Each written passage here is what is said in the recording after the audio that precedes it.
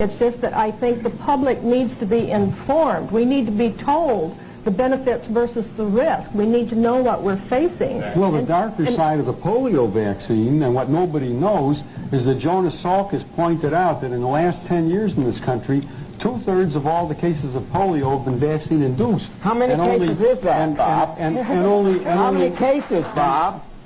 Would you not interrupt me for a second? I know that doctors are used to interrupting patients, but not another doctor. Absolutely, especially another doctor.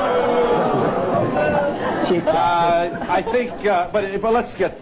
He does make a point that we should also say Sabin is live and live vaccine, and Salk is inactive. Is inactive, right, as we say in the laboratory. All right. How many was it? They ask.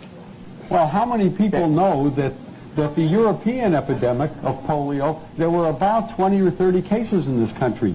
Now, of course, the American doctors will argue that the reason why polio disappeared in this country was because of the vaccine.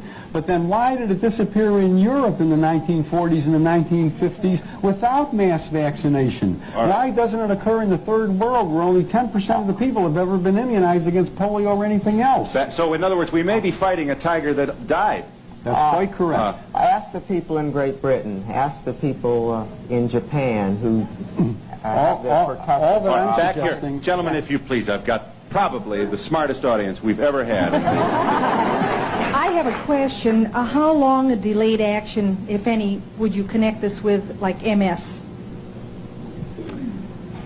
Is MS a possibility? Would multiple sclerosis be one of the possible results? As a matter of fact, there's a new publication that just came out from John Hoffman, who's a close associate of Tony Morris's, that gives the references linking MS in later life to the early introduction of live virus vaccines like measles and like some of the others that are live viruses. Now, at the present time, I would recommend that anybody who has MS or amyotrophic lateral sclerosis, or any of those degenerative neurologic conditions of later life, carefully review their vaccine histories. I would also like to comment to that, because in connection with my case, I've been doing some research. Let me tell him once again, Ms. Gundy, that you are a Guillain-Barré victim contracted following your receipt of the swine flu vaccination in 76. Yes, and I am in the process of writing a book about my experience, and in the process I've done considerable research.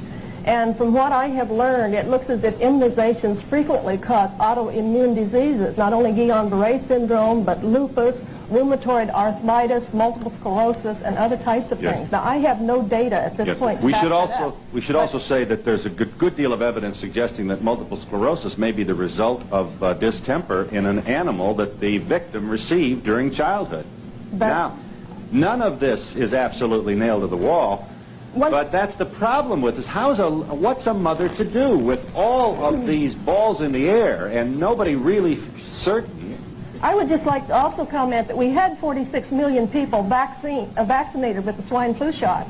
And I have written to Ralph Nader's organization. I have written to some of the government organizations trying to get them to do a survey, an ongoing survey, to see if these vaccinations do cause autoimmune diseases or what the reactions are. I can't even get a response because I'm not a doctor, I have no clout, I'm a nobody. Mrs. Grant, why were you shaking your head? Bill, it isn't only with that vaccine, it's with all vaccines. Yes. They are not interested in the adverse reactions. As a matter of fact, if I may, I'd like to invite anyone to write to me if they've had an adverse reaction. I'd like to help the government because they don't want to know, but I would like to know.